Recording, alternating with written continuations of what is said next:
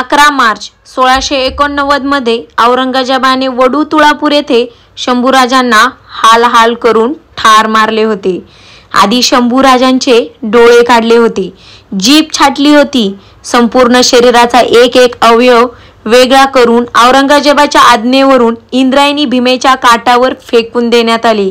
ज्या इंद्रायणी भीमेनं आजपर्यंत शंभूराजाचं शौर्य आणि पराक्रम पाहिला होता, तीच इंद्रायणी भीमा मात्र शंभूराजांचा विखुरलेला देह पाहत होती।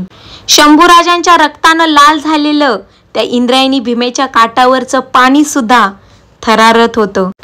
संध्याकाळ होत आली होती, पण शंभूराजाच्या हाडामासाच्या तुकड्याजवळ जाण्याची कोणाचीही हिंमत होत नव्हती।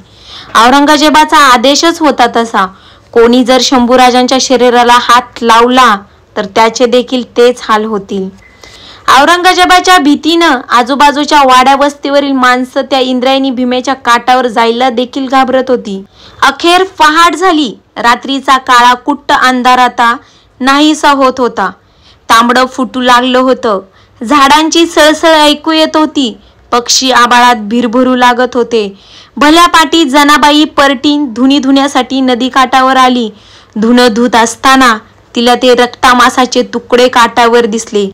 कोणीतरी सांगितलं, आपल्या शिवाजीराजांचा मुलगा शंभूराजांना ठार मारून औरंगजेबाने त्यांच्या शरीराचे तुकडे इंद्रायणी भीमेत फेकलेत। ते रक्तमासाचे तुकडे पाहून धावतच जनाबाई गावात आली। शंभूराजांना ठार मारल्याची बातमी आता आजूबाजूला वाऱ्यासारखी पसरत होती। गावचे पाटील असणारे दामाजी पाटील कोरेगावहून गावात परतले। बघता बघता त्यांच्या भोवती माणसं गोळा झाली। शंभूराजाच्या मृत्यूची बातमी ऐकून अख्खा गाव गोळा झाला। सगळ्यांचे चेहरे उदास झाले होते। अनेकांच्या डोळ्यात पाणी होतं। गर्दीतून पुढे येत गोरखनाथ बोलला, बाकी काय नाही, पण आपल्या शिवाजी राजांच्या लेकराचं रक्तमास आपल्या गाव शिवाराच्या बाजूला पडावं आणि आपण मात्र गप्प बसलोय याचं दुःख वाटतंय। खरं आहे तुमचं, मंदिराच्या बाहेर बसलेला गोविंद लांबूनच बोलला। शिवाजी राजांनी आपल्या लेकरा बाळांवर या मूलखांवर काही कमी उपकार केलेत होय? आज त्याच्या लेकराची आतडी कोथळा आपल्या गाव शिवाराच्या जवळ पडावा आणि आम्ही मात्र मूग गिळून गप्पा बसावं, हे नाही बरं वाटत बघा। इतक्यात दामाजी पाटील बोलले, मंडळी, तुमच्यापेक्षा शंभूराजांसाठी माझं काही जास्त तुटतंय, पण गावच्या भोवताली 4-5 फौजाचा तळ पडलाय। बादशहाची ताकद लय दांडगी आहे। त्यानं त्या रक्तामासाला कोणी शिवू नका असं फरमान काढले। खराय पाटील, आज दिवसभर 10 गावातलं फारसं माणूस बाहेर पडलेलं दिसत नाही। उगाच बादशाची कळ नको काढायला। पंचकृषीतील बाकीची सारी 10 गावं गप्पगार पडल्यात, आपणच कशाला घोड्यावर बसायचं। आता रात्र होत आली होती। गाव पाटलानं निकाल दिलेला होता। परतले गावकरी आपापल्या घराकडे भाकर तुकडा खाऊन अंथरुणावर पडायची तयारी करू लागले। पण जना परठीन मोठी जिद्दी बाई होती। ती थेट राधाई पाटलांच्या वाड्यावर गेली। तिनं आपल्या आजूबाजूच्या आयाबायांना गोळा केलं। शिवाजीराजे आणि संभाजीराजांविषयी अधिक गोष्टी निघाल्या। त्या आठवणीने साऱ्यांचे काळीज हेलावत होते। रात्र बरीच वाढली होती, पण तरीही तिथून कोणीच हालायला तयार होईना। मंदिरातला गोरखनाथ बुवाला पाटलींनं बोलावून घेतलं। तेवढ्यात या सगळ्या प्रकरणानं बेचैन झालेला गोविंद पुन्हा तिथे येऊन पोचला। आपल्या हातातील काठी खाली ठेवत दूरवर बसून राहिला। आता जनाबाई बोलू लागली, आम्हीच असं उठून गेलो आणि शंभूराजांचं मांस गोळा करून आणलं, त्यातील अग्नी दिला तर बादशाह करून करून काय करेल, गाव जाईल इतकंच नव्ह। जनाबाईच्या बोलण्यानं राधाई पाटलीन सुद्धा पेटून उठली। त्यातच गोरखनाथ बोलले, आपल्या रीतिरिवाजाप्रमाणे गावात चावडी नाहीतर नदीजवळ कोणीही कधीही बेवारस माणसाचं प्रेत आढळलं तर ते प्रेत उचलावं, त्याच्यावर अग्निसंस्कार करून मनुष्य देहाला मुक्ती द्यावी असं शास्त्र पुराण सांगतं। लांबूनच गोविंदनं आवाज दिला, इथं शिवाजी राजांच्या लेकराचं तुकडं बेवारशासारखं नदीकाठी पडल्यात आणि आम्ही सारे नामर्दावानी बांगड्या भरून गप्प बसलोय। आता मात्र साऱ्या स्त्रिया पेटून उठल्या। चला नदीकाठी चला। एकच आरोळा उठला। बाहेर गच्च काळू साऱ्या गोळीबारासारखं निराधन तयार झाल्या। वाड्यातील तो गलका दामाजी पाटलांच्या कानावर गेला। आत झोपलेला पाटील गडबडीने बाहेर आला। आणि म्हणाला, कारभारीन, काय हा पोरकटपणा लावलाय? बादशहानं गावावरनं गाढवाचा नांगर फिरवला म्हणजे कळेल तुम्हाला. कारभारी, शिवाजी महाराजांच्या लेकराचं मांस घारी गिधडानं देण्यापरीस आपण आणलेलं काय वाईट? असं गाव आणि असा जुलूम हवा कशाला? सांभाळा तुमचा गाव आणि घर. निघालो आम्ही. राधाई पाटलीन वाड्यातून तरातरा बाहेर पडली. तिच्या बरोबर जनापरटीन आणि वडू गावातील समाग्रस्त स्त्री शक्ती झपाट्याने बाहेर पडली. नदीच्या दिशेने त्यांची पावल पडू लागली. हातात काठी घेऊन गोविंद सगळ्यांच्या पुढे होता. एकदाचा नदी काठ आला असं म्हणतात. काळाकूट अंधार होता. त्यातच बादशाहच्या फौजेची भीतीही होती. सगळ्या आयाबायांनी सहज एकदा वळून पाठीमागं बघितलं तर गावातील सगळी पुरुष मंडळी त्याच्या पाठीपाठ धावत नदीकाठी येत होती.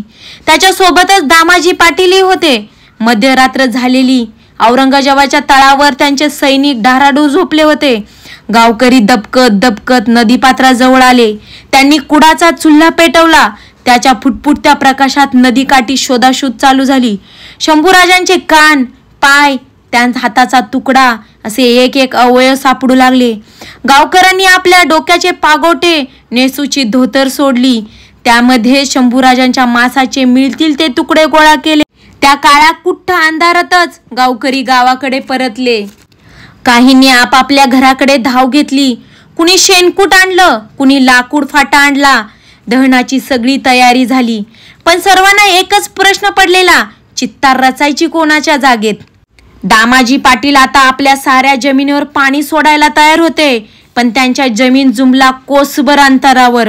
शिवाय तिथून बादशाहची तळही अगदी जवळच. बाकीचे जमीन मालक घाबरले.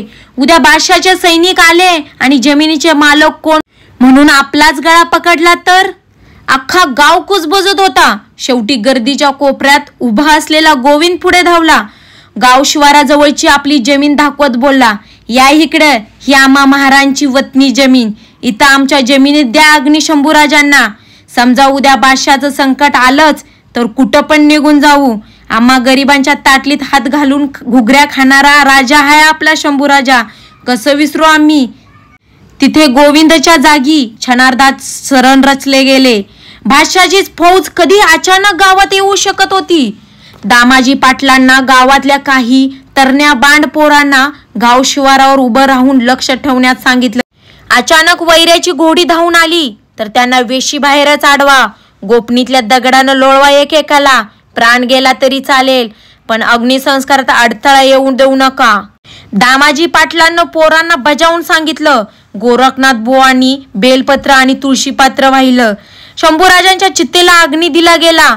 आग धडाधडा पेटू लागली. आगीच्या ज्वाला काळा कुट्ट आसमानाकडे झेपावू लागल्या. सगळ्या गावकऱ्यांना हुंदका फुटला होता. पोरं सोरं आणि स्त्रिया घाई बोकळून रडत होत्या. लोक गुरासारखे हंबरडा फोडत होते. अर राजगडाच्या राजेश्वरा, कुठून कुठं आलास र पाखरा? त्या शोकाला अंत नव्हता. लोकांच्या डोळ्या अश्रूंच्या धारा वाहत होत्या. पहाट व्हायच्या आधी चित्ता विझवली गेली. राजांची गरम रक्षा घेऊन पुन्हा सारा गाव भीमेच्या काठावर धावला. तांबडं फुटायच्या आत ती रक्षा नदीत अर्पण केली गेली. आता उजाडू लागलं होतं. पाखरं जागी होऊ लागली होती. नदी काठावर जमलेला तो वडूगाव एकमेकांकडे अभिमानानं बघत होता. एक महान कार्य आपल्या हातून घडल्याचं समाधान साऱ्या चेहऱ्यावर होतं. श्री छत्रपती शंभूराजांची ही दुसरी समाधी, जिथे छत्रपती शंभूराजांवरती अंत्यसंस्कार करण्यात आले. हीच ती समाधी. इथे आल्यानंतर थरारक अंगावर काटा येऊ लागतो. शंभूराजांची ही दुसरी समाधी. इथे माझं सगळ्यांना एक म्हणणं आहे की आयुष्यात एकदा तरी या शंभूराजांच्या समाधीवर येऊन नतमस्तक व्हा. हा व्हिडिओ तुम्हाला कसा वाटला हे कमेंट करून नक्की कळवा. जय जिजाऊ, जय शिवराय, जय शंभूराजे.